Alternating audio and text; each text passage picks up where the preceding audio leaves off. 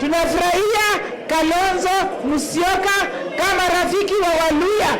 Leo tumekuja kujienjoy, si ndio? Sio usiku wa siasa ama usiku wa speeches. Kuwatakieni sikukuu ya Pasaka.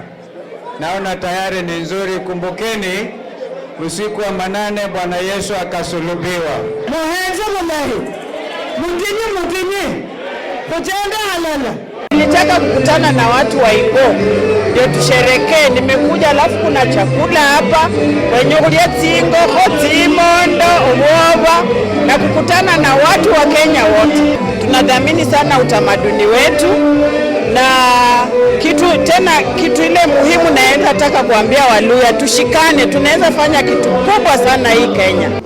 So ni umoja wa Waluya kutoka pembe zote kukusanyika hapa, na sisi kama Radio Citizen tunashukuru sana kwa sababu waandalizi wameona ni vizuri watushirikishe. Muziki viti ile muziki original, ile wamemwaga maji.